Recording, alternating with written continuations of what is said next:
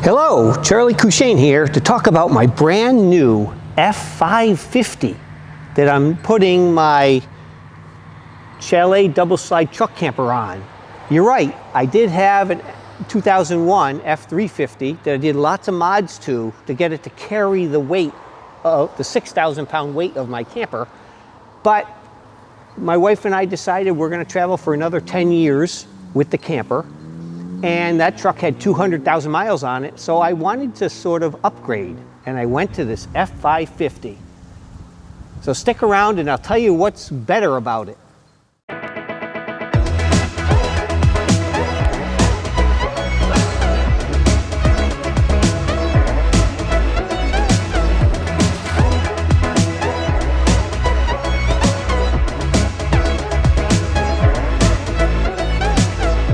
Okay, some of the unique big benefits of a 550 over my 350 is one, payload.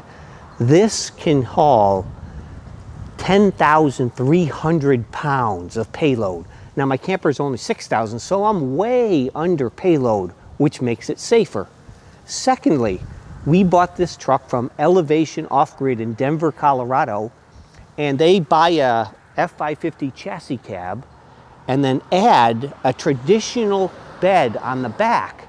What's the benefit of that? The benefit is my insurance company here in Florida, when you have a traditional bed, regardless of gross vehicle weight rating, which on this truck is 19,500, if you have a traditional bed, they treat it as non-commercial. So you submit a picture of the truck with the bed and your VIN, and it's non-commercial. And the big benefit of that is, one, the insurance is cheaper, but two, it covers whatever's in the bed as payload, and it's covered by the truck insurance. Whereas if it was commercial, we'd have to pay additionally for the camper coverage. So that's huge. Another big change on this truck is I have no more leaf springs, no more shock absorbers. They were all taken out and liquid springs put in here. And I'll get into that in a little bit and how that works, but it greatly improves the ride and stability as you're going down the road. And I can tell you right now, I get no more porpoising at all from the camper moving, going on certain roads. So that is a huge benefit. So far, everything is great. The number one reason to upgrade from an F350 to a 550 is greatly increased payload, 10,300 pounds. Which is much safer. The second biggest reason for me was larger brakes, 50% larger swept area, which gives you better, safer stopping. The next big benefit was the wider front axle, which gives you greatly increased turning radius, which I really love. The fourth thing that I like is this liquid spring. It's an active hydraulic pistons that make the truck ride like an F150 and smooths it out. And the last reason is you get the option of engines, and I picked a 7.3 liter Godzilla with a 10-speed transmission. Love it. As you can see in the front, I've got it reconfigured similar to my older truck, where I added a big heavy-duty ranch hand brush guard, which protects the front while you're traveling. But additionally, I carry with a front hitch, I had added my scooter right here. And when my scooter's on, it blocks half the headlights, so I add these PIA auxiliary driving lights.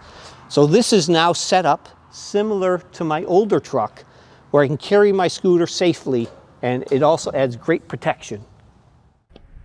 Okay, to see what's changed with liquid springs, as you can see, there's no leaf springs in here. None. They're all been removed. And it was replaced with this one active hydraulic shock absorber on this side. And a 5-bar linkage, you can see here, with a sensor in the back. And that determines where the angle and how the system's working. The same is in the back. No leaf springs. And there's just one massive active hydraulic piston with the linkage system. that works fantastic. Down, I'll put it all the way up.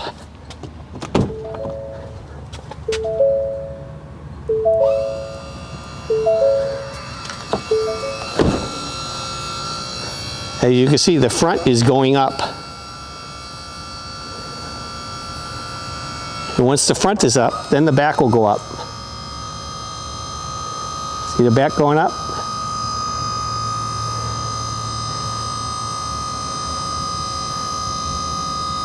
So that's an additional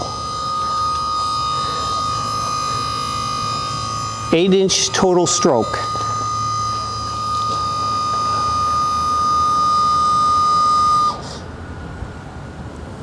That's incredible. Now I'll put it down again.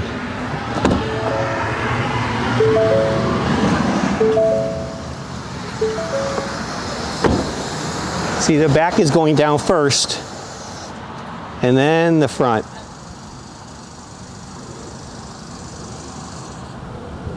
Spectacular. And it shows you just how much articulation there is in the system. The first thing I did was put a piece of 3/4 inch pressure treated plywood in the entire bed. And the benefit of that was twofold. One, it gave me a 3/4 inch more clearance on the bed rails, but it also helps spread the weight of the camper over a larger area. And with the aluminum bed, I didn't know what to expect, so this should help in that regard.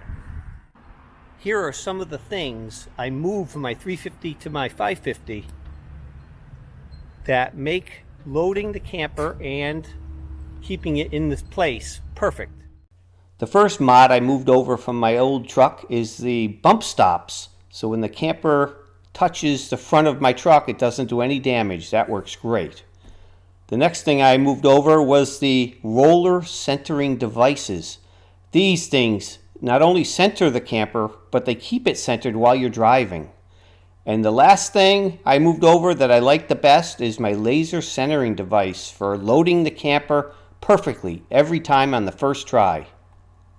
If you've enjoyed this video, please remember to like and subscribe for future videos.